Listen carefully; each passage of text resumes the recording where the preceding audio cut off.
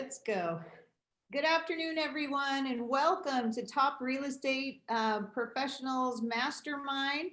My name is Hilda Ramirez, and I'm the team leader at Keller Williams Silicon City, and I will be your host this afternoon. So I am thrilled to invite three incredible individuals, realtors who have a proven track record, big hearts, are big contributors to our industry in one form of or another, and really have earned the respect of a lot of people in the industry, including my own. So I'm going to get started by introducing Debbie Giordano, our first panelist. If you can believe it, yeah, Debbie has been in the business for 41 years. When I read that, I honestly couldn't believe it because there's absolutely no way she would have had to start in this business when she was 2. But that is incredible. She's currently the broker owner of Masters Broker Realty. She did work for a number of years with ERA Real Estate, where she achieved several accolades, being number 2 and number 4 broker nationwide out of 25,000 other. So that's pretty sensational. And in the meantime, yeah, intermittently in her real estate business, she also served on the Milpitas City Council for 12 years. She's been recognized as one of the best realtors in Milpitas for 24 years straight. And I know that she, in addition to her service as a councilwoman, she has given of her time to SCORE. In fact, I thought she was on one of the professional standards committees or something like that in the past, if I remember correctly. But she sure has been a contributor back to our industry. So thank you so much, Debbie, for all that you do and for paying life forward again and being with us this afternoon. Next, Thank you, Hilda, for the introduction. Appreciate it. Yeah. You're welcome. There you are. Good job. Next, our second panelist is Mark Blau, and he's the broker associate with Compass. And his real estate experience started 21 years ago. No. You were only 10 years ago. And I'm only 10. 10 years 21 years ago? No. I wasn't born. I was going to say your first experience was you bought your first home at the tender age of 21. Yes, correct? I did. Very good. Do you still own that home, Mark? You know, I wish I did. I didn't, but I used it to buy my third home. So, but I still have my second home. I still have that one too. So I got smart. Good job. Okay. And not to mention that you definitely traded up into a nice little zip code there. So good job, buddy. But you did enter full-time real estate in 2010. So 10 years in the business, and within 3 years, you went out and got your broker's license. Is that correct? That's absolutely correct. Yes. Great. Can you hear me? I'm going to shoot. Can you hear me, Elda? Yeah, can hear you well. Can you hear me okay? Yeah, you keep breaking up a little bit. That's why it's like you freeze up. Oh, okay. It's probably delayed. Sorry about that. No, it's okay. But what I love is his personal slogan, service before commission, which has earned him a 5-star customer satisfaction rating. And he has worked his way very hard in this business to become one of the highest producing agents out of 15,000. And is that among your Compass colleagues? No. Back in 2018, and I used 2018. That was the best year for me. This is when I was more of a buyer's agent at that time. I was out of all the agents of the top 150. So whatever they came out to be, top 150 of all the agents around. Now, I wish I was like Debbie, which was number 1, but hey, but I'm happy. But go ahead, please. That's not a bad ranking at all. And I believe that a lot of your experience and expertise came from a former career where you did a lot of branding and displaying in the retail market, correct? Actually, you were so close. That primed you. I was in is this the time at the point you want me to talk about what I did, or do you want to wait till later? It's up to you. I'm more than happy. we're just doing short bios here, but I always love when I can take and pull from someone's prior experience and show the verbal skills in this No, industry. You're not It's going to kind talk of about my jail term, very right? utilized. Hey, Hilda, you're not going to talk about the time I was in jail, right? That's No. that's off the table, I hope. No, I prior to real estate, Yeah. I was in high tech. I had my own high tech company, a company called, God, I forgot already, Data Point Systems. And then prior to that, I sold, this is going way back, sold copiers. Anybody sell office copiers? God, what an experience. You want to learn how to sell office copiers door to door. Not that easy. And then prior to that, I was a bartender. So I guess all related somehow. Well, no, now that you bring up the bartending, I have to disclose a material fact. So those of you who know Rigo Brigamontes in the real estate industry, Rigo and Mark Blau used to be comrades at Pedro's restaurants many moons ago. Don't say- And Mark don't was say a how long. bartender. Don't say how long ago. Remember, I'm only 36. But that, this is good. I think this is good real estate trivia fare. So Mark was making the drinks and Rigo Brigamontes was serving them. So you want to talk about a small world. It is a small That's world. what I found really And interesting. I'm honored to know the guy. He's a very honorable person. Great guy. And a phenomenal realtor and an incredible investor. Now our third panelist, I'm very honored and pleased to introduce Loanne Tran. Loanne Tran is a realtor with Keller Williams Silicon City now, so we're super thrilled about that. She has been in the Bay Area since 1980 and has been a realtor since 1995. During that time, she has also been named in the top 5% in Santa Clara County for most of the 2000s. And she has had a long-term career with both the balloon company, Remax, and Judy Wang Realtors, an independent company here in North Valley. Her volume has been phenomenal and constant year over year. And we're just honored that she recently joined us, and that was because our dear friend Judy has retired from real estate, and the timing was right. Loanne was looking for a new opportunity that gave her more access to technology and new systems and models, and so it was a great fit. So Loanne, thank you so much for stepping up and volunteering your time to be a part of this great conversation with other top professionals. So to get us started, I'm going to ask, and the same question. You're welcome. The same question to everyone, and we'll get started with Debbie. But if you can just give us your general feedback and on what's transpired this year. Obviously, the pandemic caught us all off guard. And there are people who have pivoted and done very well in the business, such as the three of you. And there's others out there that are suffering for one reason or another. Some are just vulnerable to the illness, and so they have to, scale back their activities.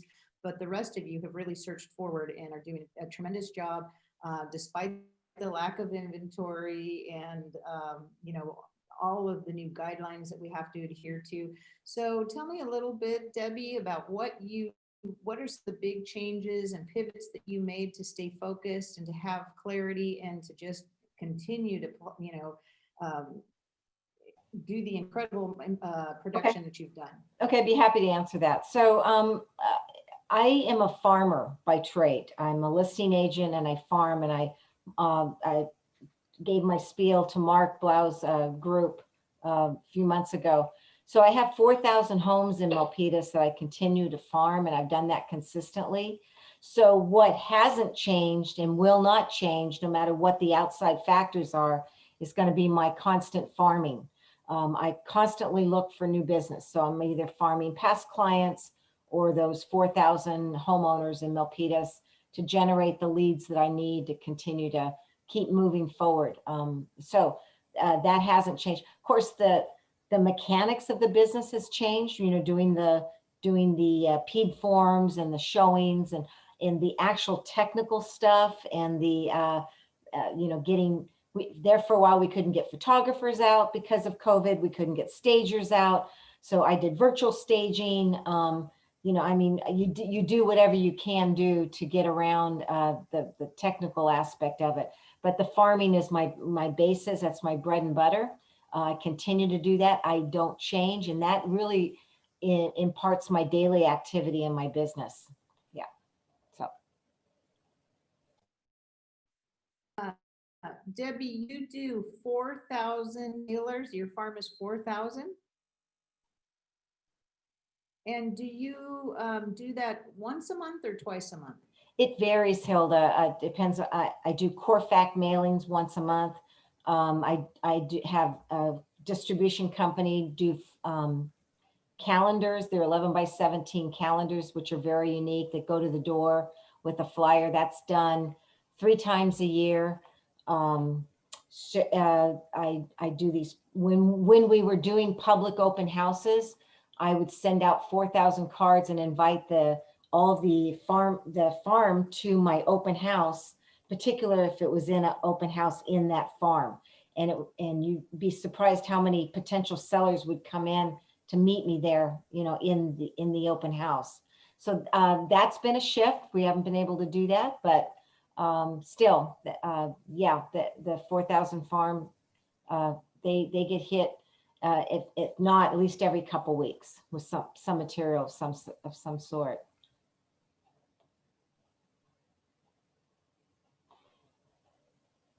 Hilda, we can't hear you.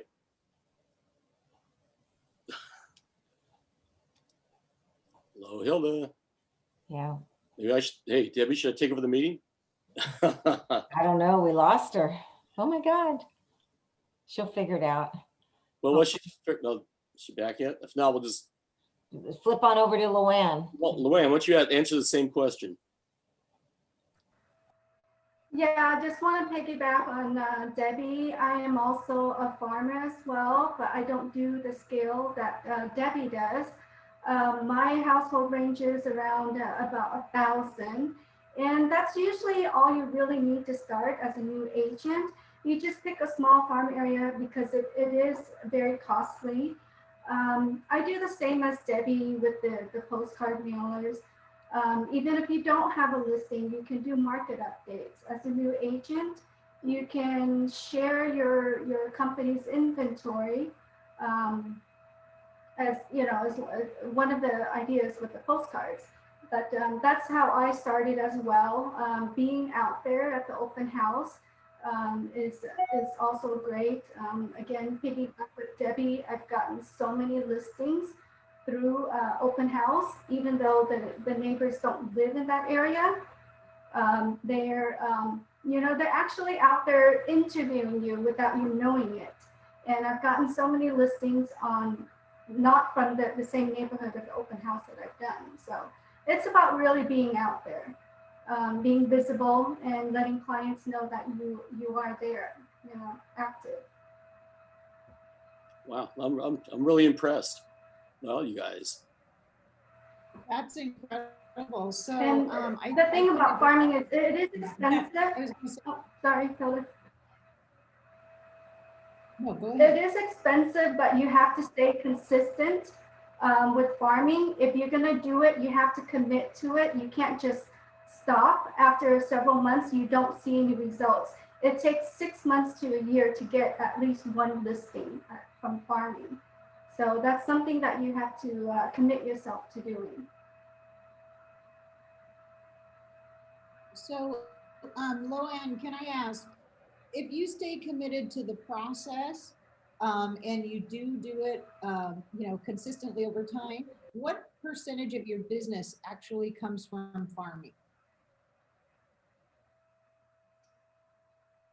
If you do it consistently, I would have to say probably anywhere around at least 50% of my listings is from farming.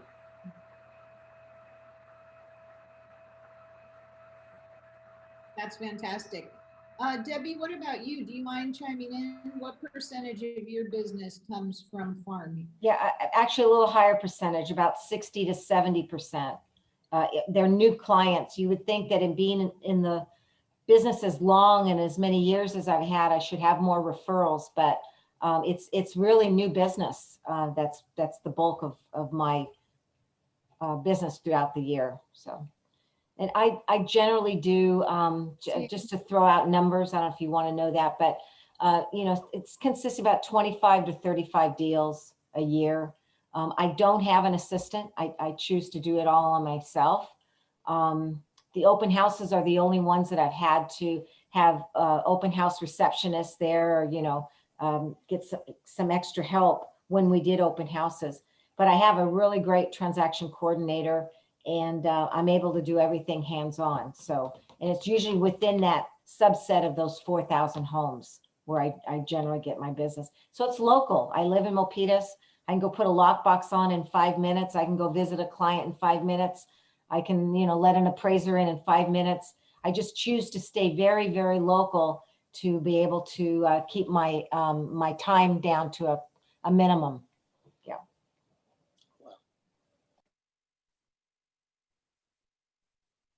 Well, I have to say what's remarkable is you are generating, like you said, 25 to 35 transactions year over year, and it's primarily new business. That really speaks to longevity and consistency as a top performing agent over year, because you are bringing in that high of a percentage of new business. Wow. Congratulations. It's easy to see. If I were you, I would double my farm. That's incredible. I was going to say, you've got more than you can handle, huh? That's fantastic. Congratulations. Okay, Mark, same question. What do you think about this pandemic, and how did you have to shift to do some business? That's a good question. First, I want to say hi to Sheila, another one of my favorite people. Hi, Sheila. God, Dimitri. God, I got a lot of my little buddies out here from our Monday morning mastermind, which is, we'll talk about that later, which I'm really proud about, as you know, Hilda. But I'll get back to the question you had. Real simple, guys. Listen, I'm in awe between Luann and Debbie. I'm pointing like this because one's on one side, one's in the other in my screen here. These people are fantastic. And they did something that I should have done a long time ago. Focus on listings. You know, the old saying, list to last. That's so true. And I got, and Hilda knows, and I think maybe Debbie knows, I used to be like king of open houses. That's all I did. I mean, I would do 2 open houses. I would do every Saturday and Sunday, always. Sometimes I would even back up, you know, split the Saturday in half. So I do 3 or 4. I love open. I loved it. It was my little cup of tea, and I kicked butt. My mistake is I didn't focus on listings. And when this pandemic hit, what happened to the open houses? They dried up. I went from the king to nothing, a pauper, I guess. I'm nothing. I miss them. But what I've done, I've been adapting, changing around. It's been an experience going from buyer agent to listing agent.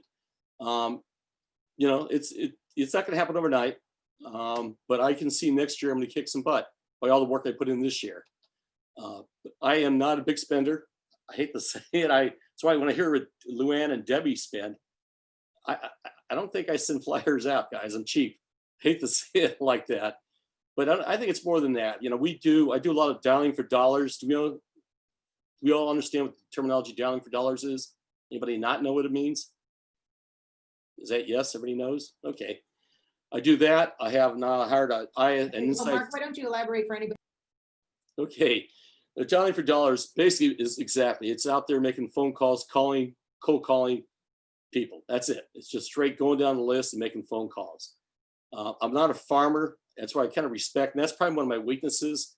With Debbie and Luann sound like farmers. I'm not. I'm a hunter. And the difference between a hunter and a farmer is that I like to hunt, not animals. I love animals, but I'd like to go after, I like to close in the deal and new deals. I like to do that. It's in my blood. And that's probably my weakness. And if I could change anything around ever, I would go back and I would tell everybody out there, especially the newer agents, don't do what I do. You know, do what these two do, because they have it down right. You know, you need to farm your past clients. I mean, that's a tip for success. My weakness, and focus on listings. I mean, that's it. This pandemic has been a real game changer for a lot of us. It has for me, definitely. Debbie obviously doesn't slow down. Luann, I guess you're not slowing down either. We have a young guy. I call him Superstar. I don't want to mention his name because he's really shy. This kid, what when I said we have a pandemic, he goes, what pandemic? 22-year-old kid, 22 years old. He'll be 23. This year, he's going to hit $750,000 in gross commissions. This kid is going to probably do, I'd love to tell you more. I'd love to tell you so much about this kid, but if I ever told you what he did, you would sit back and laugh and go, no way. And it's absolutely, and I'll say one thing, this kid he doesn't fight for 5 or 6%. I can't use the word commission. Let's call it 5 or 6% bonus money. Or I have to use a different word instead of commission. But he goes after 7 on a regular basis and he hits it. His advertising budget, 0.0, nothing. This kid is consistent. He's an animal and he doesn't understand anything differently. So guys, that's my little tip. What does he do? Give me a clip. What does he do? One thing. Okay, I'll say one thing. Yeah, one. I'll tell you 2 things because I like you, Sheila, but only you, Sheila. Don't tell anybody else. He does 2 things right. He has a business plan and he sticks to it. He's consistent. Every day, this guy does the same thing. And I'll tell you, if I had a tip for any agent out there, include myself, that is the 2 things that are going to separate the winners from the losers out there, I think, is that you have he puts a business plan together. He has one. Okay, I have a plan, but how do you execute a plan? And then he sticks to that plan. He sticks to it. So I'll give you, for instance, every day, this kid, he always tries to do 1 or 2 listing appointments. He only does listings too. He doesn't like buyers, which a lot of us should. I like buyers. So he does that, number 1. He makes phone calls. He makes calls all day long. So when he's always doing something. This kid works to 8 o'clock at night. I see him 9 o'clock at night working.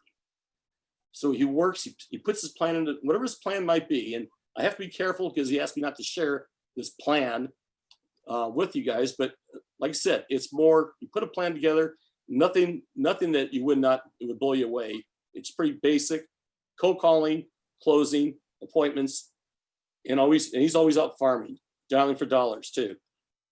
He does that. He does it every day, the same thing, doesn't change. That's it. It's consistency, have a plan and consistency. But I thought it was illegal to make calls to people you didn't have a It's relationship. called the one thing and it's DNC, called as long as you're not on the DNC, you can call them. How do you know? You can get a list. you have to DNC scrub list. your list against the DNC. Okay, we're gonna hold. I'm sorry, but we're gonna hold questions until the end because if we don't, we're never gonna get through the program. And I know that everybody's prepared for this. So let's keep going with the next question. And Debbie, we'll start again with you.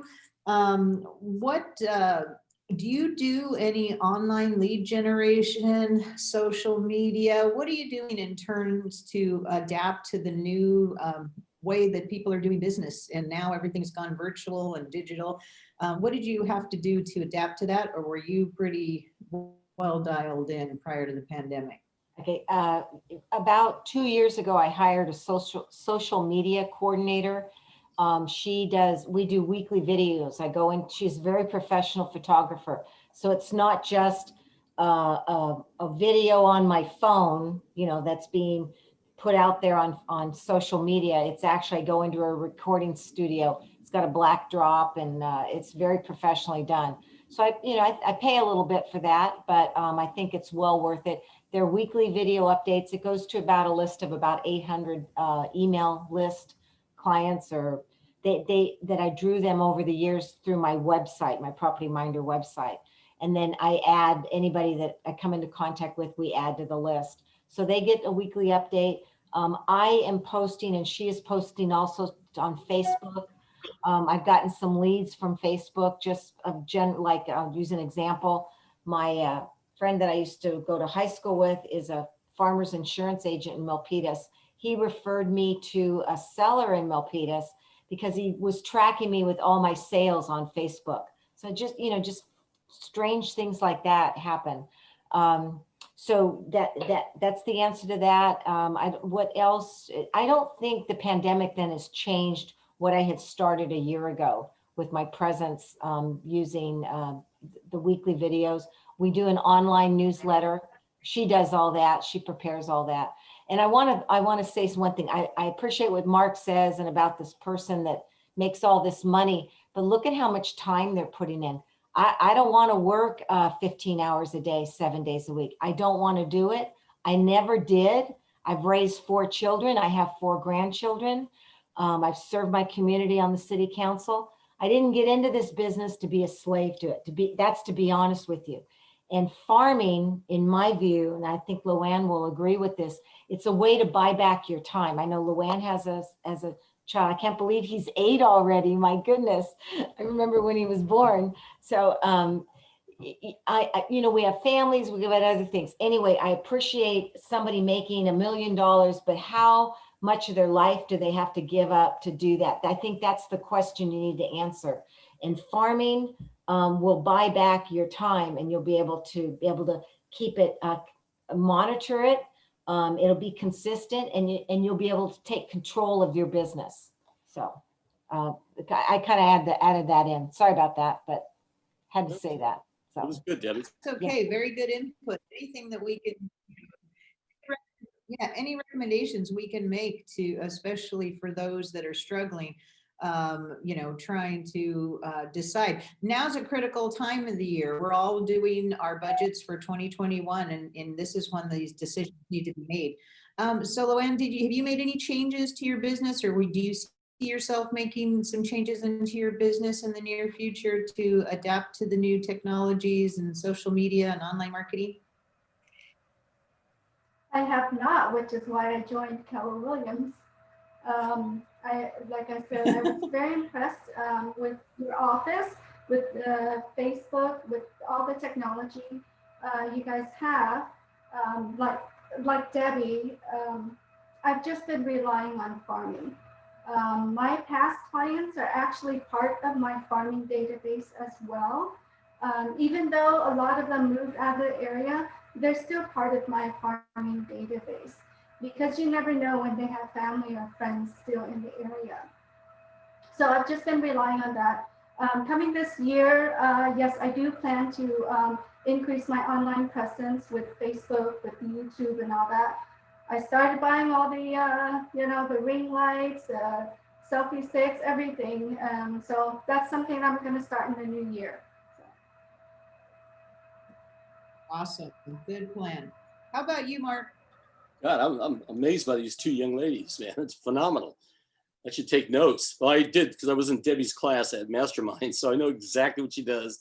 And what she does is nothing hidden. It's pretty standard, right, Debbie? There's no fancy thing. It's just consistency, professionalism. What I'm going to do different, what I have been doing different, I've always been afraid to use Facebook. I didn't think anything of it. I've been kind of forced to since the Mastermind group now. And now I'm starting to get a good hang of it. And I'm really seeing that being a good opportunity, I think, especially because if I understand right, a lot of the, let's call it baby boomers, use Facebook. The young kids don't use Facebook. They use the TikTok. I don't even know. Guys, give me some help here. I don't know. Tell some, I don't even know what they're, Snapchat.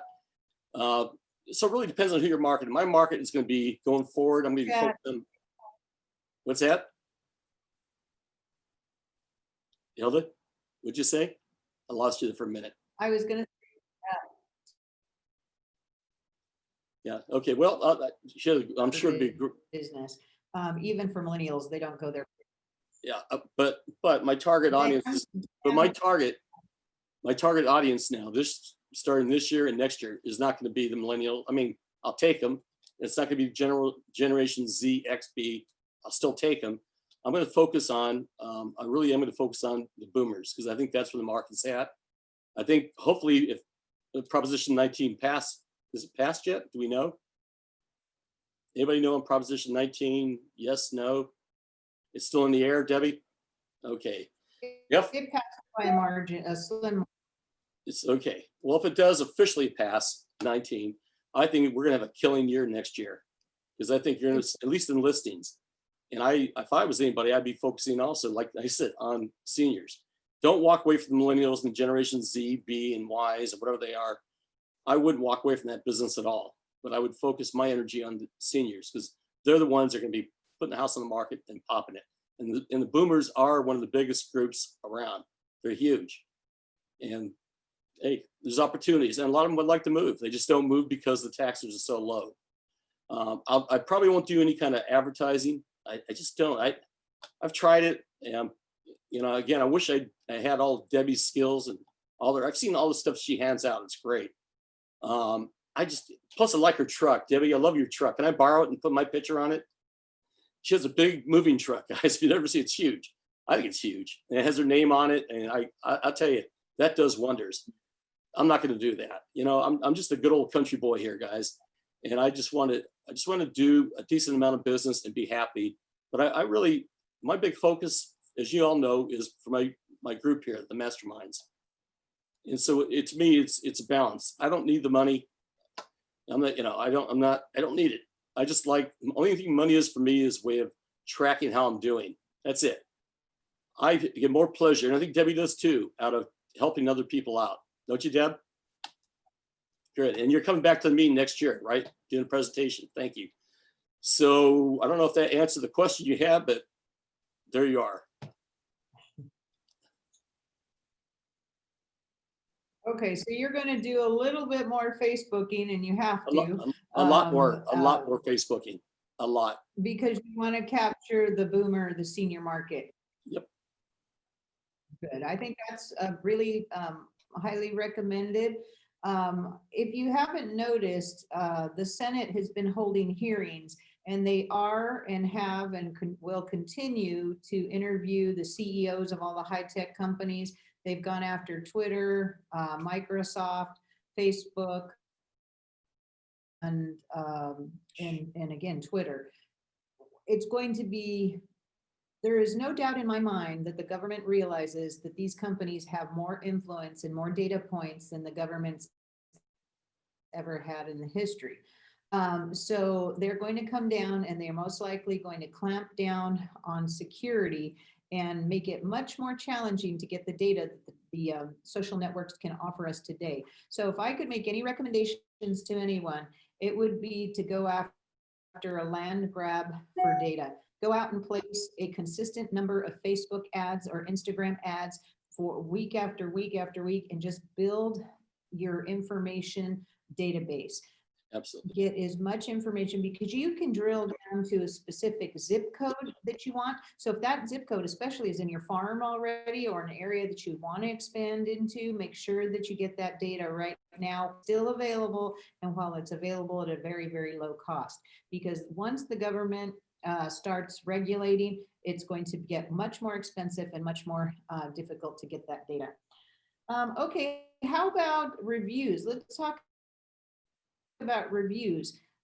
Debbie, do you work on your reviews with your clients? Has that been an area that you've put? Yeah. Oh, Debbie, you're muted. there we go. All right. So yes, I started to do that maybe about 4 or 5 years ago. That was really consistent with the reviews.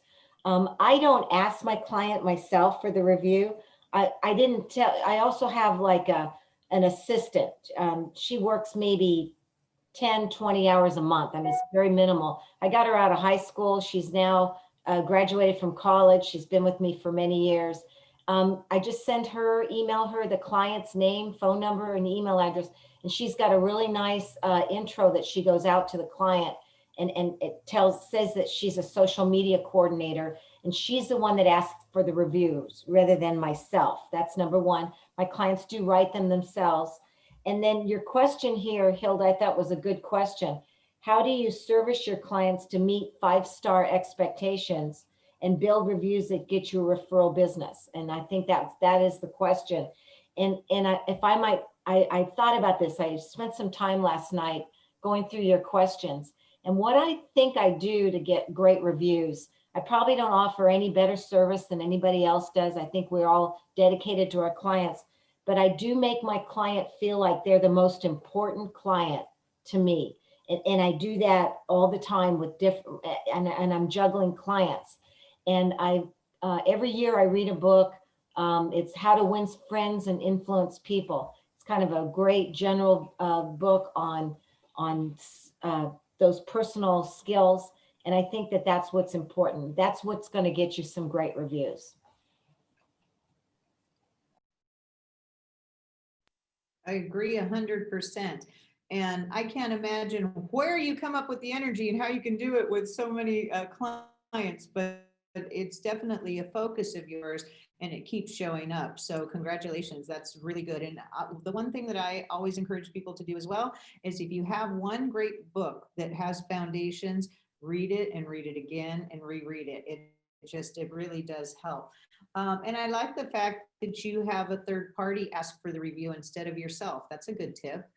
They can come across being very earnest with that person and there's no, emotional, something that's uncomfortable. So thanks for sharing that tip. Joanne, how about yourself? Have you worked on developing a strategy or a system for the 5-star expectation? Because let's face it, with social media, in fact, one great factor that I got from Google is they said that 65% of buyers are influenced by their social network. So that's tremendous. 65% are influenced by their social network. So reviews do matter. Obviously word of mouth has always been important, but what are your thoughts about online reviews and just trying to, meet exceedingly challenging, expectations online? Well, I feel that online reviews are wonderful, and that's something I need to get on top of. I'm like Debbie. I don't ask for clients for a review. My clients, actually, half of my business really are repeat customers or referrals, and that's because of the service that you give to them. And you're selling to them not just your service, but your trust. And that's pretty much all that I've been doing is, servicing my clients. And I'm like Debbie, I don't want to be overwhelmed with so many listings or so many buyers that I can't give good service to my clients. So I think that's very important. I haven't really asked for any reviews, honestly, and that's something that I need to do. I know there's a website, it's called Peer Reputation or something like that, that I'm constantly receiving emails after I finish a transaction. I think that one is, I think that's something that's a good platform that I'm probably gonna try out. But again, I haven't asked for any reviews because a lot of my clients have been coming back or they've been referring clients to me. So. Well, that's pretty awesome. You already get repeat and referral clients without even asking. Can you imagine how much your business will grow if you start asking and get intentional about it, especially because what I find online and they look at profiles and they look at your social activity first, and then they just contact you when they're ready to sign the listing agreement. It isn't as big a sale job as it used to be, at the actual appointment. Now they're, getting to know you online, what they see, what videos they see of you. They already feel like there's a connection and they're drawn to you, and it's making the conversion process much, much smoother and faster. How about you, Mark? Is this an area you want to grow in? Do I want to grow in it? I already have, I think, almost 70 reviews on Zillow. I have to check my numbers. Everyone's a 5-star. I've actually backed off on using a lot of trying to get reviews at all from Zillow because I'm really concerned about Zillow's place in our industry. I think they're slowly but surely switching from whatever they are, a portal of general information to, I think they're going to become at some point, a broker. I mean, they've already started, right? Selling real estate through iBuyer. And my worry is that they have all this information, all my accounts, all their emails. Do I really want to give them any more information than that? No. And I've been thinking about that because it's something it's really important to me, the reviews. If people feel really comfortable, they get to know you better, especially total strangers. you tell them, hey, Mark, I don't know who you are. You go, great. I understand, sir, how you feel. Here's the list of reviews, 70 reviews I've had. Everyone's 5-star. I'm very proud of it. I don't pay my clients to do it. They just do it. I've never had anything. I don't think anything less than a 5. I'm very proud of that. And not because I can pick and choose, but I've had really good, I really believe in customer service. I'm very proud of that part of it. But the question is, where would I do my reviews later? And, I thought about Yelp. Problem with Yelp, as a lot of us probably know, I'm sure Debbie knows and Luann knows, Yelp is a two-edged sword, right? It could either be great for you, but also there's people out there, they have nothing better to do but say bad things about you, even if they've never met you. And Yelp doesn't care whether you've had a relationship with them or not. It doesn't care. And even my experience with Yelp is I've done reviews for some of my other vendors, and Yelp always puts me in that other category, like it's, what do you call it? They have a name for it. What's it called, Hildy? It's like another category. It's not, you can't see it. It's kind of hidden. And it tells me that it's just, I don't feel good about it. There's that 150, or was it search 150? I don't know anybody looks at that. I'm just not sure how I'm going to do it. I just might do it internally on my own site instead. But I do believe in reviews. I think it really gives a total stranger, especially if you're a hunter like me, not a farmer, because the farmers, they already know you. Hunters, they need to have those reviews because people don't know who they are. It gives them a chance to know them. Hilda, there you are. Just We the also- way to ask for a review is to ask the client. Can you hear me? I hear you now. If an easy way to get reviews is to ask a client to give you the review on one of the social networks that they're most active on. Because if they're familiar with the platform and they have an ease of use, it's going to be easier for them to receive them. Obviously, the best way to get a review is to do it by video. And then you can upload it on your own website. You can upload it to your own YouTube channel. You can upload it to other social media sites.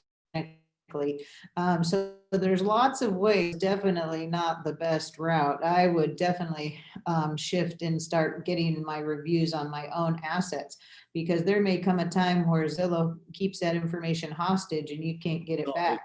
Time is now, but yeah, I do want Let's to go. Hey, Hilda, can I add one more thing real quick? Kind of touches what you just said about the video. There's an agent. I'm always taking classes. If you know me, probably take too many classes. I'm always trying to improve my skills, my abilities. But I took a class with another agent from Burlingame, and this guy is the top agent up there. And this guy has it dialed in for reviews. He goes out every time he sells something or represents a deal. He brings a professional photographer in, a videographer in, and I mean, it's done beautifully. It's almost dreamlike, and he does a great has these people speak for about a minute about how great this agent is. Yeah, it costs a few bucks, but I'll tell you, the end result is this guy's like one of the top agents in Burlingame. So the idea with the video, I think it's a great idea. That makes amazing sense to me. Okay, let's go to our next question. Debbie, I'm going to ask you to take this one or to lead off. What advice would you give to buyer's agents that would like to become listing agents? Is it as simple as starting out farming? Are there other expectations and knowledge points that one would want to hone in on? Would that include negotiation? What other skills would somebody need to work on to improve their ability to go after the listing market? Yeah, so it boils down to marketing skills. I mean, we are realtors and we're deal makers. We put buyers and sellers together. But if you're going to cultivate that base to have listings from, you need to go market and get that activity in place. So marketing skills are important. And then I transitioned from a buyer's agent many years ago to a listing agent, and just did farming. So And you're a lot happier too, right, Debbie? no, it's okay. I still work with some buyers. I mean, But it's not your primary, but it's Yeah, easier with listings. the listings come my way more than the buyers come my way, but yeah. You need marketing skills. You need to know how to market yourself, whether that is in like Mark talked about videos, and that I love that. That's a great idea. Doing a video of the client and putting that out there. So whatever format you want to use, but you need to get honed up on your marketing skills. So. Thank you. How about you, Luann? Would you give to agents Yeah, who are so buyers again, agents who would like to? Yeah, I just want to piggyback again with Debbie. I started farming as well. For the new agents, I know it's it's a budget. Just start small. At least just start. Choose an area if you want to. I would say choose a condo complex or a townhouse complex. But if you're going to choose to do it, just stick with it and be consistent. And just like what Debbie says, it's all about marketing. Marketing yourself, marketing. If you don't have any listings, market your company inventory. Market, just get the AccuList, the market update for the area. Just start small, start with a condo, townhouse. Farming takes a while. It takes 6 months, at least a year, to see some kind of result. But if you're going to do it, just stick with it as a new agent. That's how I started. You start small, and then once you get that listing, then you can expand. The other thing you can probably start small and be target would consistent. be And market doing baby boomers. You can target baby boomers or anyone that's ready to move out of the area. In my last 2 listings, 2 of my sellers moved out of California. Work with the title company to get certain demographics that you want to work with, and just start small. It doesn't have to be just a condo or townhouse complex. It could be just a demographic that you're targeting. You can also target absentee owners as well. So the title company is your friend.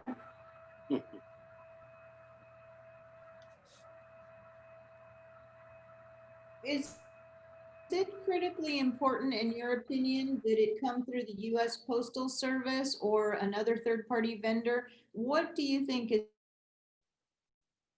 such as a door knock or actual piece of correspondence? Do you think that that impacts or makes a different impact on your clients? I've just been doing direct mailing to the neighbors. I think that's a lot more effective, but I think, going forward this year, probably half of my marketing are probably going to be utilizing Facebook because farming could get quite expensive, but it's mainly direct mailing.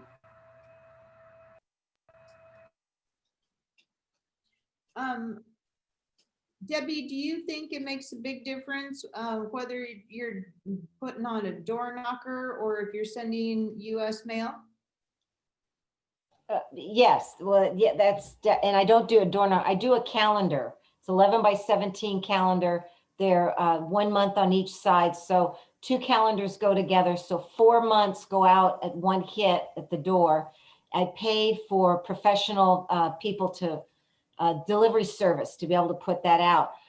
So that's a little different than just paying for something to go out through the postal service. Delivery's tough. You can start out doing, I used to deliver the calendars myself when I would bring my parents. They like to walk, and we would walk 1 hour every morning consistently. And we would cover in about 2-3 weeks, those 4,000 homes in Milpitas.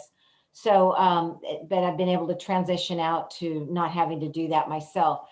So, I mean, the mailing is easier. It is expensive as opposed to doing your own labor and your own walking in your farm, which you can definitely do.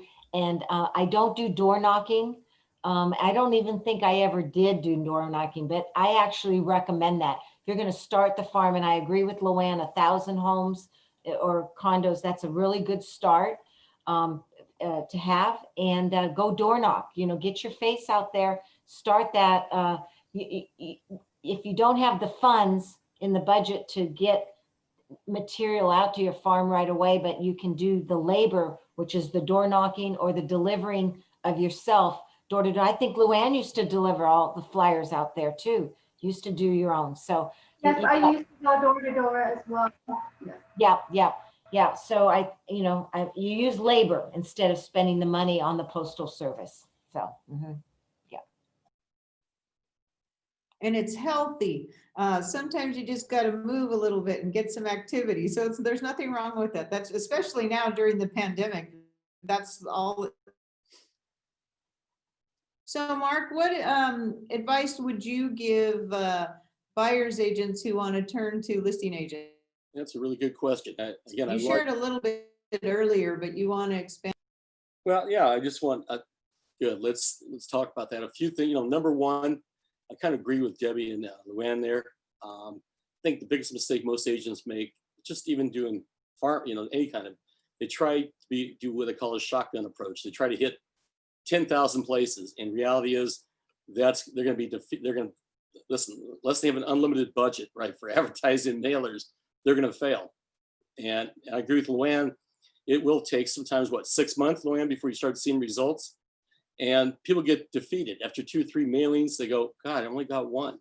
Well, the common, people have to understand that the typical response is like 1/4% on any kind of mailer. It's not much. And the more you mail, the more times people start seeing your name again and again and again, you become something. Now you're branding. But that's the biggest problem. I think most agents think that they're going to conquer the world in a week or 2 weeks. I would also encourage agents also to partner with other top agents in the group. Listen, if you got an opportunity, best way to learn is do if you have a possible listing, bring in a person like Debbie or Luann in and do a co-listing. You're going to learn. They're going to teach you step by step what they do. And what's it going to cost you? Half a deal, big deal. But in the long term, you're going to learn a lot of good things that they're going to share with you to make you a better agent. I think number 3, I think you need to take classes, guys. You need to understand, too many agents, again, try to wing it. I'm a big believer now, and probably always have in scripts. In fact, we have a group within our group called Scripts for Success. How many times have I seen agents go out there and they think they have the answers and they just start winging it and they lose the deal and they didn't even know they lost it. So I would encourage people to learn scripts. I would teach people. I also tell new agents learn how to do sales.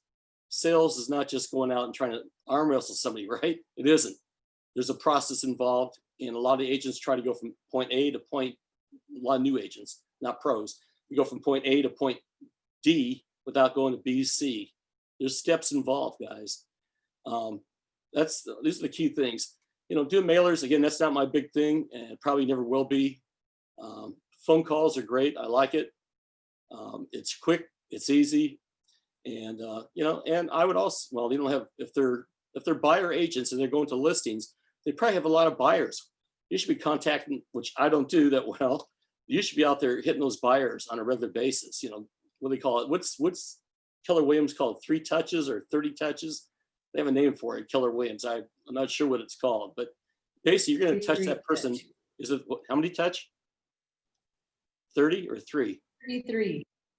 33. 33. Touch. Okay.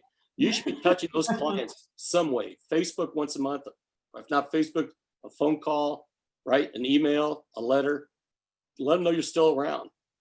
I think the rules, I heard somewhere that most agents, 85% of the agents or clients that bought a home and their time to resell, they can't remember the name of their agent.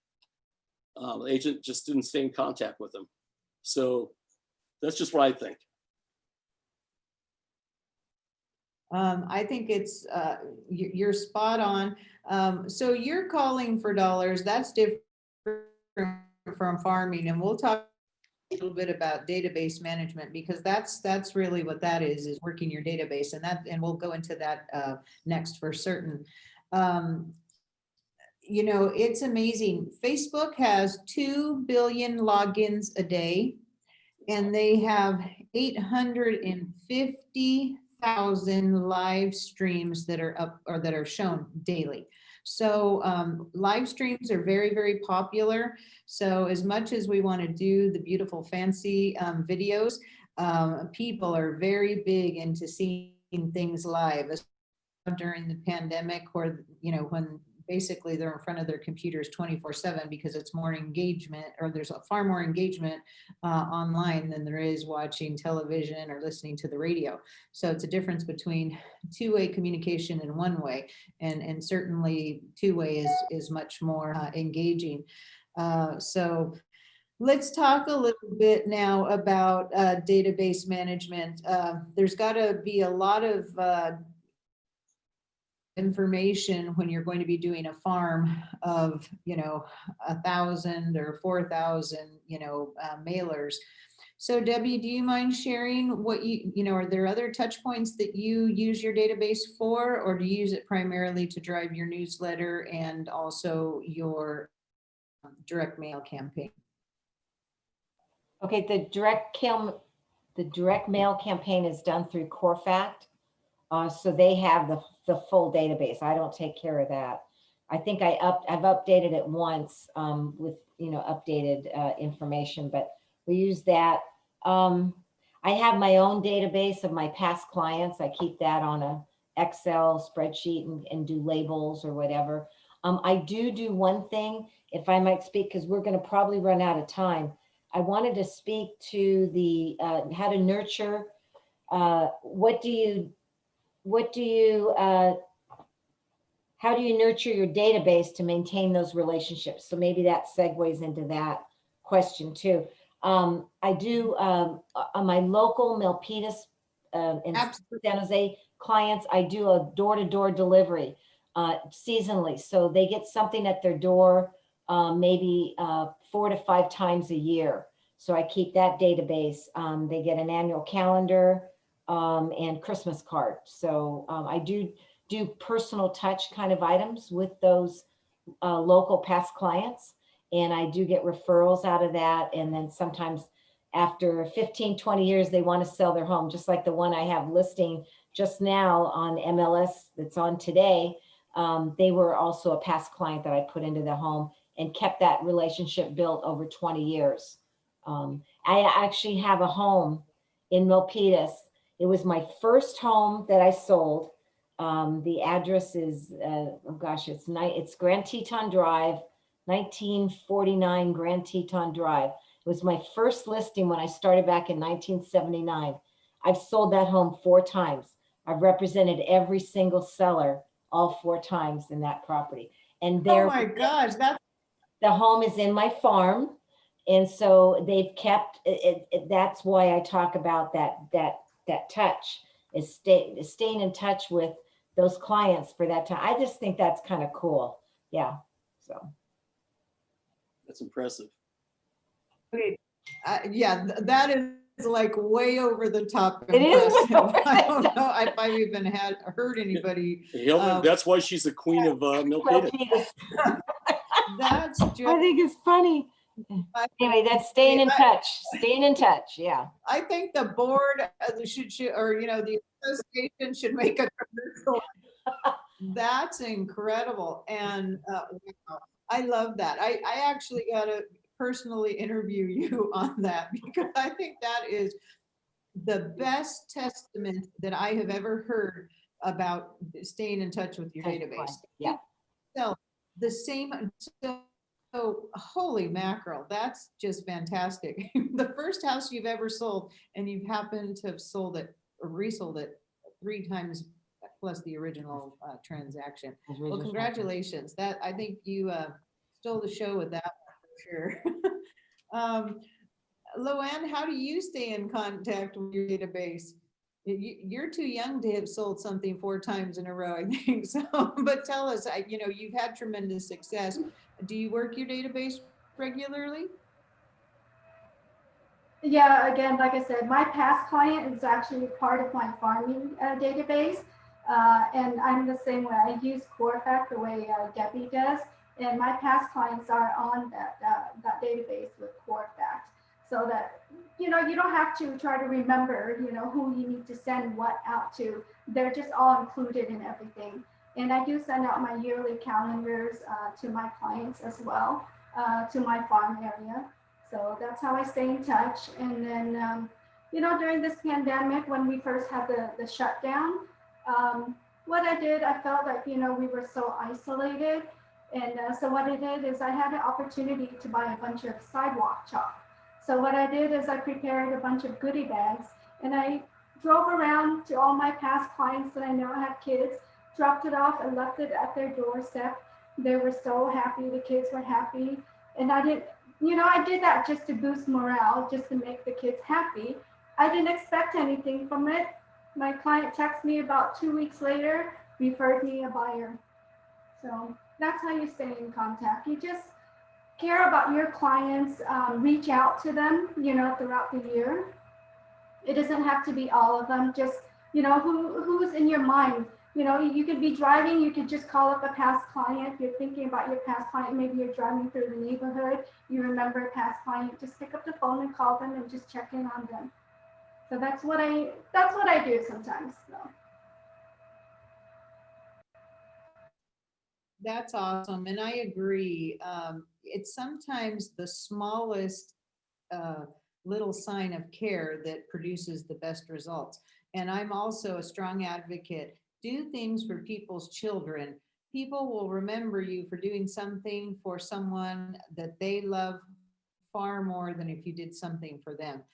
Especially when it comes to the people that are most precious in our lives, our children, grandchildren, our, pets, parents. It's just anybody who really means something to you. It's amazing the impact in the way that you can stand out and grow into relationship with someone when you do something for someone, other than the first primary subject. Mark, what do you do? Do you work your database? Well, I'm learning from Hilda and Luann here. These are phenomenal people. Guys, I'm not going to be the poster child of listing agents. I'm not. Buyers are totally different market to hit. That's what I've done great in. When you do open houses, you have all these people coming in. I do have a couple things that if you besides doing listings, if you're going to do open houses in the future, I do have a rule, and it really works. I have a rule that everybody has to sign in. They just can't walk in the door. They got to sign in, or they don't come in. And I'm a little tough on that. The good news on that, half the time we get actual real information on the people. I say half the time, but sometimes you'll see Bozo for their name or some weird phone numbers. But that's my database. I don't really work a database. It's not, again, I'm more in the present. I guess it's the best way to describe it. I would love to pick up some of the skills that Debbie and Luann have. Those are great skills, and I would encourage most agents to do it. I'm not the typical agent, guys, out there. I'm not. But I would encourage a couple of things for agents. Ties in a little bit. Develop relations with other agents out there, guys. If I can pick one big tip, you want to have other agents know you, like you, and trust you, guys. They're going to be a big source for opportunities out there. I just picked up a listing, not because I'm a good-looking guy, not because I stayed in touch through my database. I had relationships, with another agent, and I get that a lot. She called me, said, "Mark, I'm not in the area, but I'd like to have you help me sell a house out here." Absolutely. She knows it because, again, I focus on taking care of other agents out there. I'm respectful. I share, as I think Hilda knows. We share in our group. We share everything. Nothing's hidden. Debbie's the same way. If you go to Debbie's presentation, she'll share everything with you guys. It's incredible how much she shares. And the sad part is most people don't learn from what she teaches because it's just too much. They want to take the easy route out. So step one, agents, if you want to do well, new agents, go to these marketing meetings. We have how many marketing meetings held every week? Must be 6 or 7. One every day at least. Guys, you're missing the boat. These marketing meetings, including the Mastermind meeting, these are great opportunities. I see Debbie all the time on the Thursday meeting. And I'll tell you, you go there, and guess what, guys? She teaches you in her own way how to get listings. You just listen. And she's there. You have any questions? I'm sure she's the kind of gal that, kind of person that would go out of her way to help you if she could. if she wasn't busy, and she's always busy, trust me. It's hard to get her to settle down for 2 seconds. So those are just some tips that are not really database related, but I think these will help agents to really get going, whether doing buyers or listings. Just do those things and it'll be a good start for you. Awesome. Thank you. So Debbie, you work independently. Do you have a business coach or an accountability partner at all? What do you attribute your success to, your greatest success? The answer is no and no. I don't have a business coach. I don't have anybody I'm accountable to, but myself and God. So we're a team. So what I did, everybody's talking about teams, or at least they've put together teams. I don't know if Luann, if you work independently or you on a team. Didn't you and Judy work together as a team, or that I could be mistaken? But anyway, it seemed like the team concept was the big deal for so many years. So I decided to remain independent, not branch out and have other associates with me. So I put together a video, a professionally done video. It's called a Master Broker Team Video. And it's a professional, it took all day to do the interviews with my transaction coordinator. We interviewed her, on my pest control inspector, my property inspector, the sign guy that puts the signs out in the front of the house, interviewed him so my client would see that the sign person, and also the photographer, the professional photographer, and my stager. So I think it's 6 individuals that's on my team video. And so when I go into the listing presentation with the seller, I pull that out on my iPad. It's about 3.5 minutes long. It's also on my website. If anybody's interested in looking at my team video, you want to replicate that, go to my website, debbiegiordano.com. And on the tab, it says Master Brokers Team Video, and you'll see what I put together. And I don't think anybody has done that, put anything together of that magnitude, but it allows me to remain independent, but yet branch out and look like I've got this big team with me that's working, to support the business. And that's been huge, a big impact in my business and with my sellers, so that they know that they've got a lot of support system there from me in that realm. Does that make sense? Yeah. So, did I answer Super your awesome. question, or did Because I? There's nobody. No, very, very much so. So, because you said no and no, but you went in to support it with an explanation.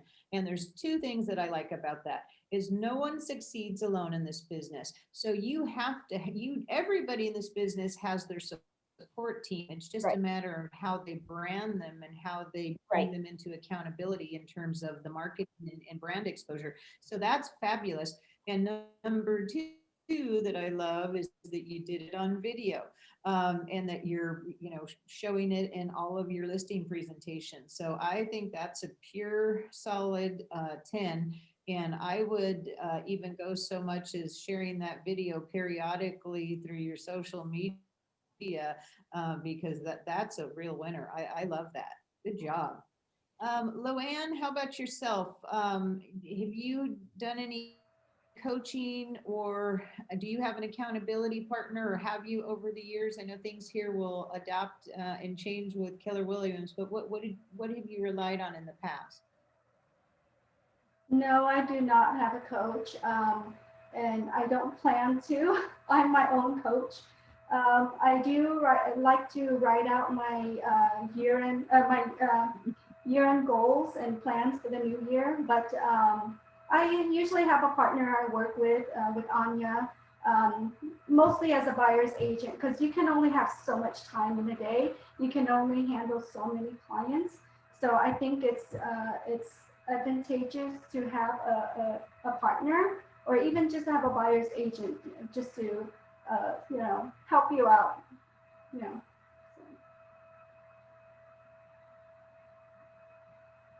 Yeah, so you're on your way to building your own team, which is fantastic. Good for you. That's the only way that we can have success, is if we're working with others and we learn to leverage. So that's good. Mark, do you have a coach or an accountability partner for your buy sites or just your overall transaction volume?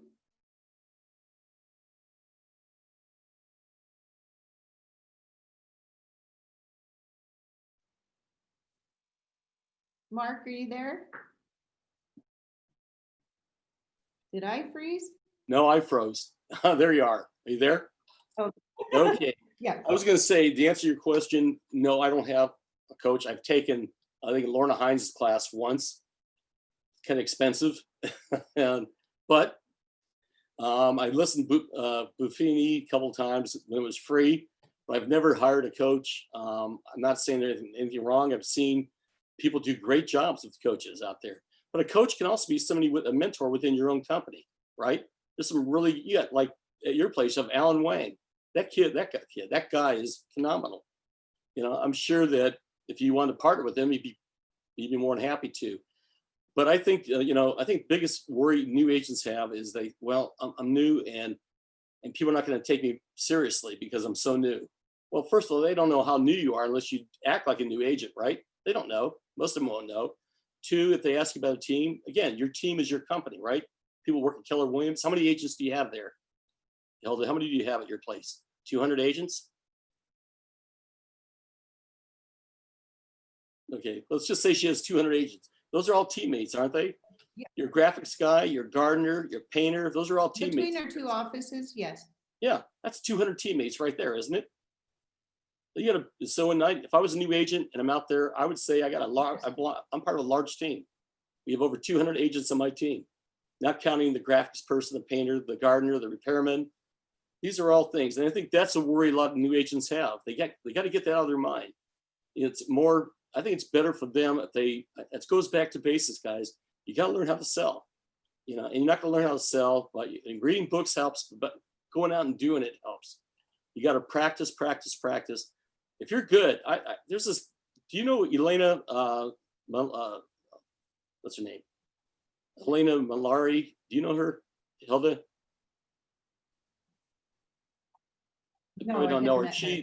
Let me tell you about this young lady, another phenomenal person, firefighter, first full-time fireman, whatever they call it, a female fire person, full-time.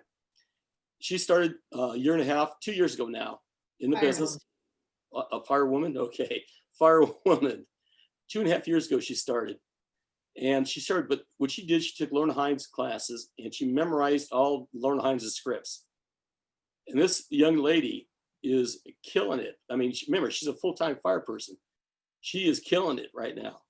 I've had her teach a class in scripts at our group. Now, this lady, 2 years experience, coming to our masterminds, and people were bedazzled. So new agents, get out there, learn the scripts, guys. Learn how to do contracts. Those are things that are important. I mean, how many different agents have you seen? Probably even Deborah, Luann, you've seen agents you've worked with on a transaction that didn't know a contract from the hole in the ground, right? And it ends up a good agent like Debbie or Luann, they end up doing both ends of it.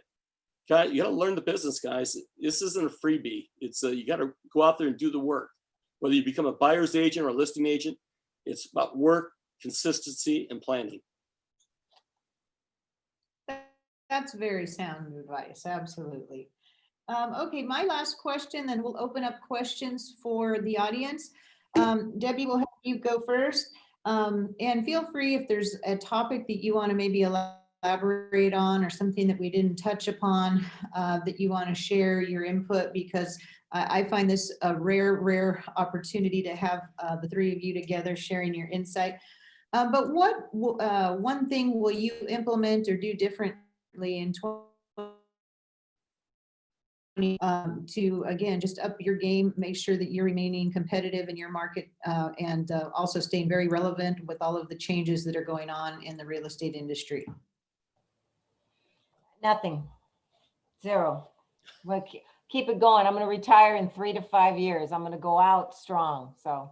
And Debbie, you're going to give me your business, right? We'll see. I don't know what I'm going to do yet. I haven't decided. I live day to day, but I'm just going to keep churning the churn. I'll tell you one thing I want to do. I have a personal trainer. We train 3 days a week. We do Zoom classes right here in my house. And so I'd like to even up that a little bit more, get more fit. What else do I want to do? I'm going to start a private pilot license. I want to fly. So I've got some goals, some things I want to do with my time and my money as I retire. So yeah, so those are two things I'm going to do. So I'm not going to do anything more business related in 2021, but a few more things personal related, just to have a little bit more fun. So, yep.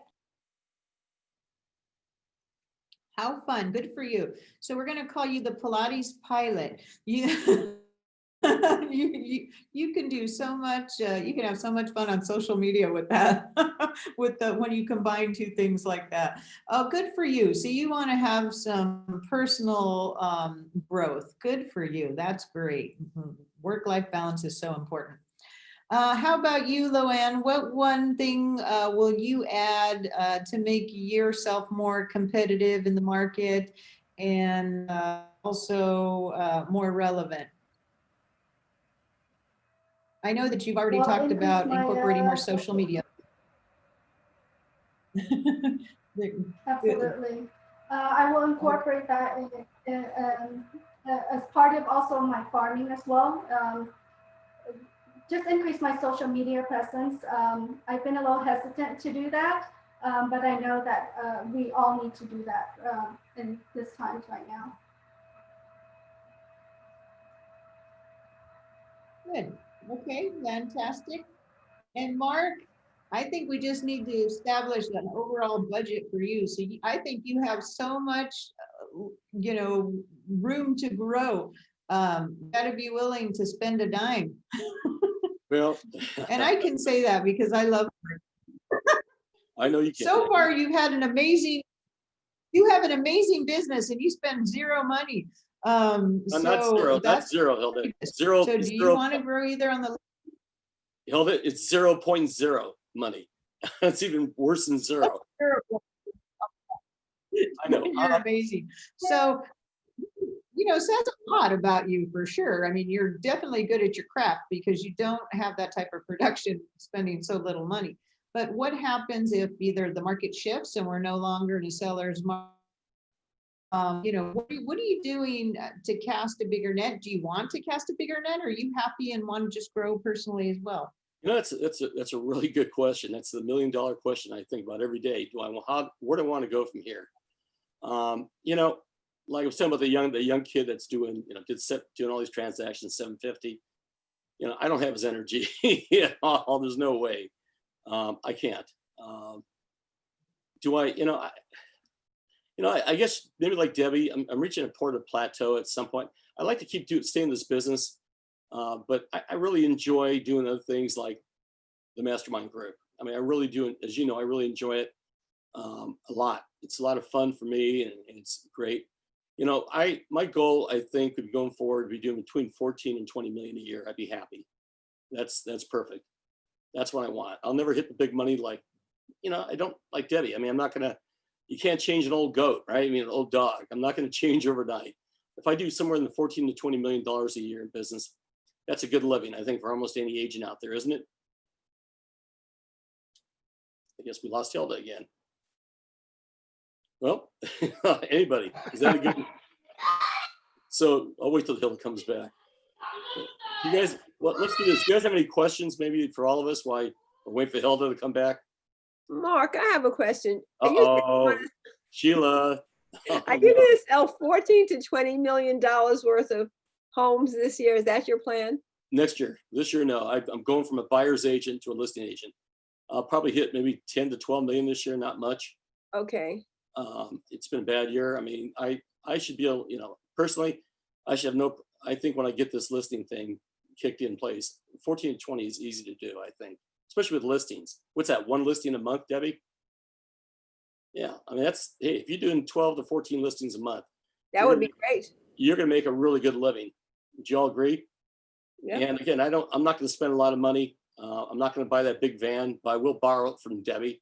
I'm not going to buy it. Advertise our listings. I'm not, Luann, I mean, you're going to be, you're a rock star also. I'm not going to be able to you and I will never compete. In fact, it's funny. There's so much business out there. We'll never compete, right?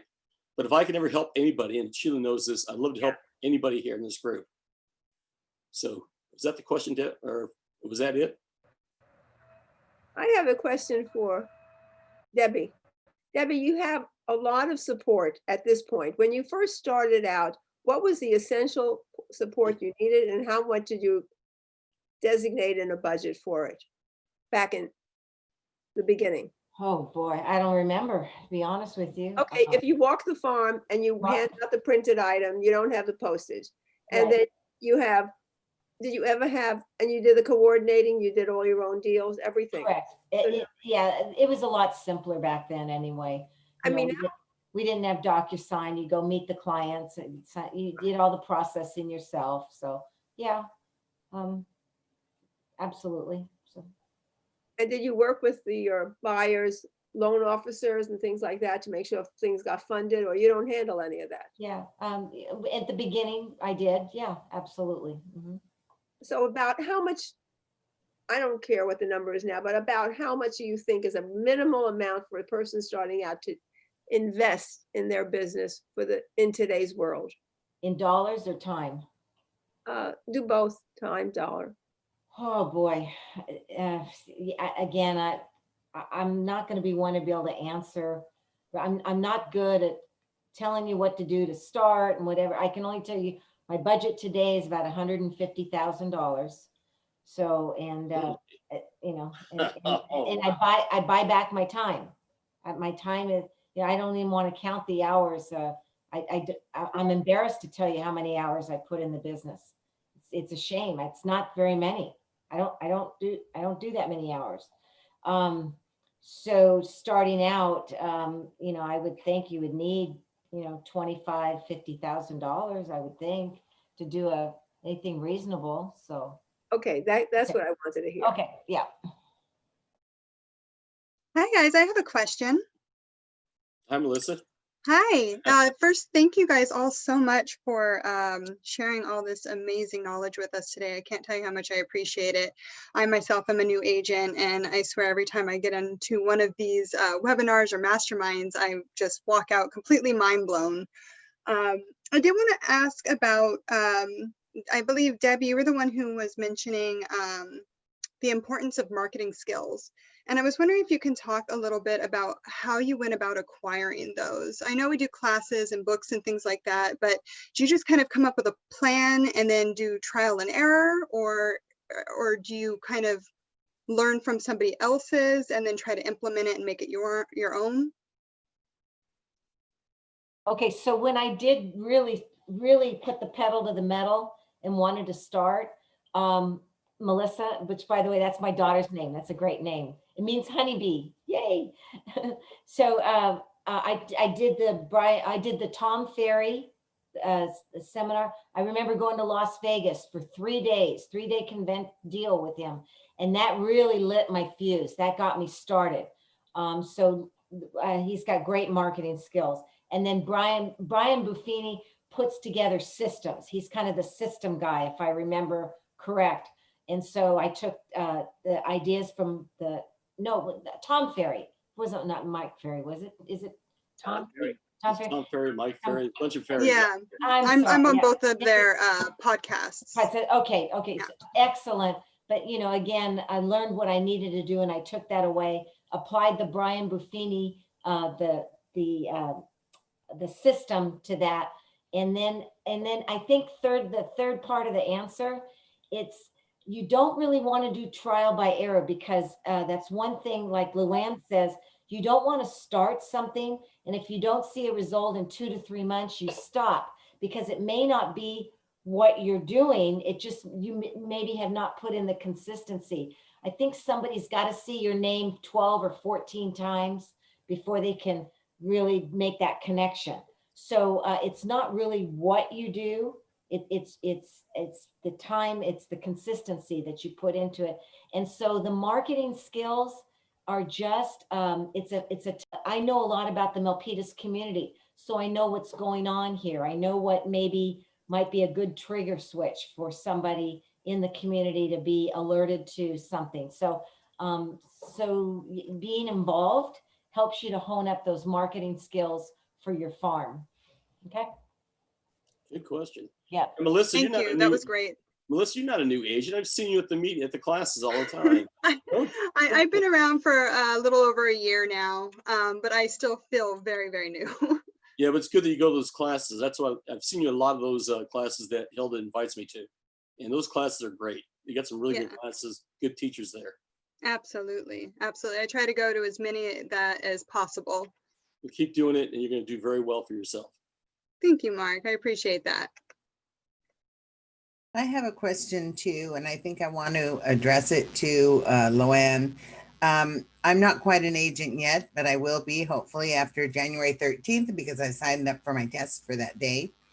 But I'm really interested in the farming aspect. I think that's one of the best ways to go about getting your database started and what have you, and limiting your area. But how did you go about getting started with that, Loanne? And what do any of you recommend for a brand new agent, newly licensed, to get started? You want to start with Luann Well, first? first of all, if you don't have the budget, I would recommend just going door to door and hand out the flyers to the doorsteps. And then just to follow up with Melissa, to make the plan for farming, plan it out for one whole year. Every month, write down what you plan to send out. Plan it all out month to month, what it is that you plan to send out. You have to start with that first, and you have to commit to it. Again, it's all about consistency. Homeowners have to see your name, your face, at least a dozen times for them to remember you. And you can't just quit right in the middle. If you're going to be doing it, you commit for at least a year. So that's my recommendation, is just to draw it out, map it out, what it is you're going to send. January, this is what I plan to send. Are you going to do every 2 weeks? Or are you going to do every 3 weeks? You just plan it out, market updates, any listings that your office has any inventory that you can send out. Again, budget-wise, if you don't have the budget, just hand it out door to door.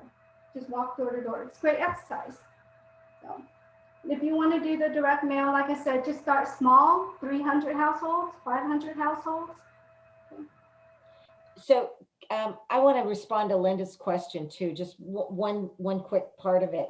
In selecting your farm, I think it's important to do an area, if you're going to do a geographical farm, make sure it's an area you like. You got to really like that area, know a lot about it. I would start first off with where you live. I would map out an area right around your home, and you know a lot about that community. So make sure it's an area that you enjoy walking, that you know a lot about. Maybe you know the builder, you know the history of the neighborhood. That's where you want to start your farm. I have a little, if I can cut in, Linda, I don't know if you care. Again, I have a different approach. I think both these approaches that both Luann and Debbie are talking about are great approaches. You know, if I could do my whole thing over again, if I could start as a rookie, you know, from what I know now, I would first thing I would find one of the top agents in the place. And just, you know, either work as a buyer's agent for them for a while, or, you know, be a gopher or whatever, you know, learn from these people. You can learn so much from these people in a very short, I mean, I wish I knew Debbie 10 years ago. I would have volunteered to be her assistant. And I'll tell you, you want to learn from the best out there. So that's number one. You know, don't try to conquer the world in one day. It's not going to happen. Understand that people, and also here's a bit, your friends. A lot of times you think your friends are going to buy from you. Let me tell you what reality is. It ain't going to happen. And a lot of people you think are friends are really acquaintances, not friends. So, you know, I just want to beware ahead of time. Do not try to shake these people down, because you're going to lose friends or acquaintances pretty quickly. I'll talk to my friends, but I don't even bring up real estate around them. I don't.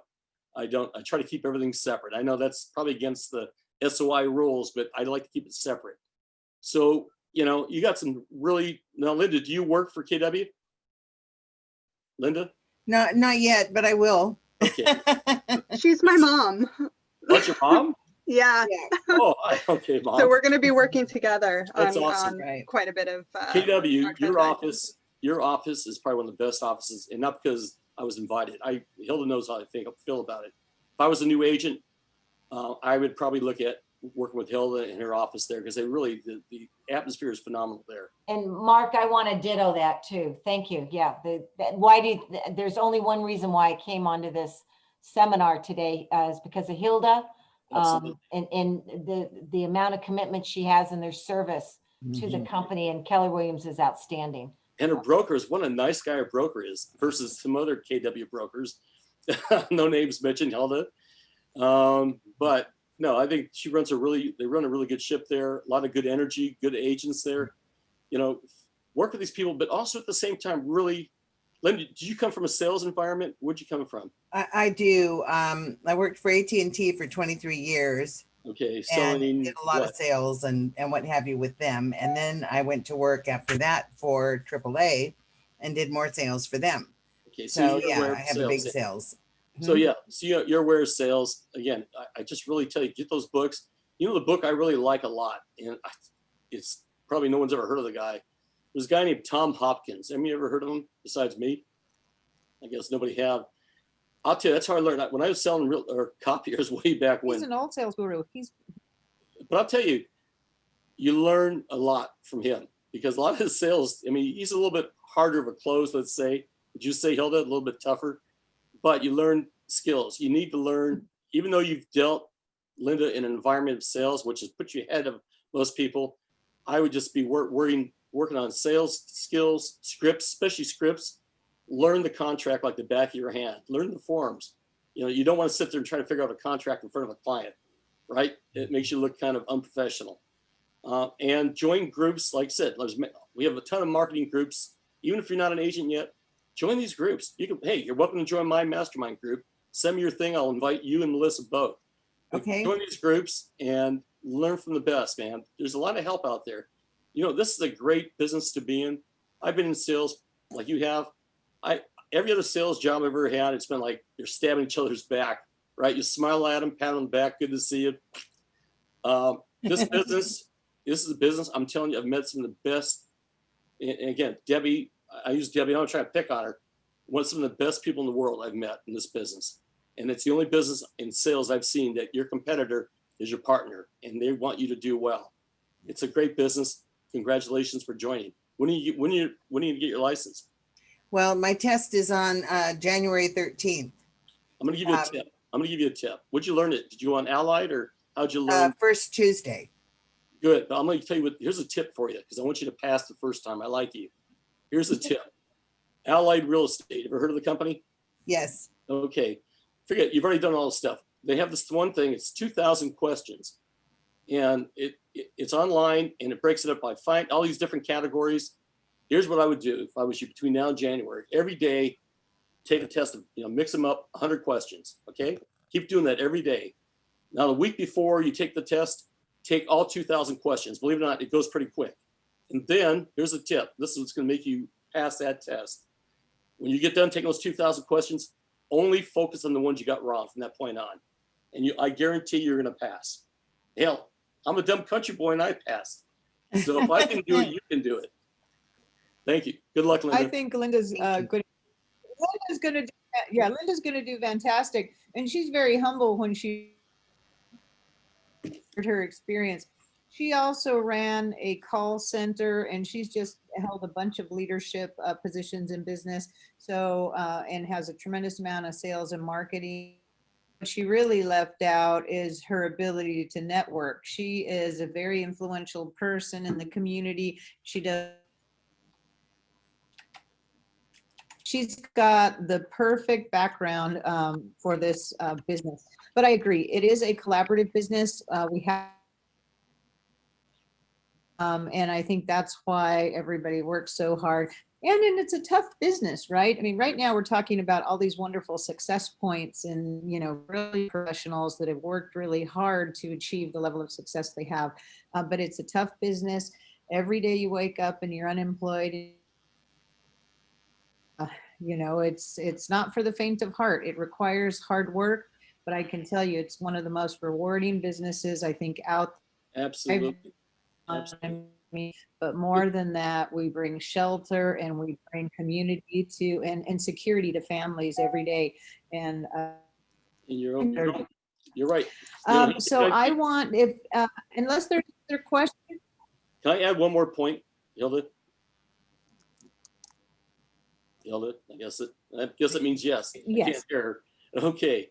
2 points. One, I just put my email address on there. Anybody wants to come to our mastermind group or any of the groups, I'd be more than happy to tell you every marketing meeting out there. Phenomenal. You got to meet these agents. You got to talk to them, become their best friends, guys. They will help you. You know, just imagine if you're the listing agent, if you're a listing agent and you have 3 offers coming in and you know one guy's a schmuck, there's a lot of them out there. You know, one person you don't even know who they are. And the other person, the third person, you know, is a great agent and he's not going to embarrass you. And if he makes a deal, he's going to stick to the deal and make sure it goes through. Who are you going to help? Not saying you're going to still try to get the highest price, that's your job, but who are you going to help? You're going to help the person you have a relationship with because they have the most to lose on the deal. So do go to these meetings, meet people like Debbie and Sheila and Luann, talk to all these people, develop that relationship. I'm telling you, it's going to help you a lot. That's my tip. Hilda, I would like to add one more. For Linda, as a new agent, Go ahead, Luann. when I was a new agent, what I did, this is one of the tips I would like to add is go preview at least 10 homes every day. In order to farm, you need to know your inventory. You need to know your neighborhood.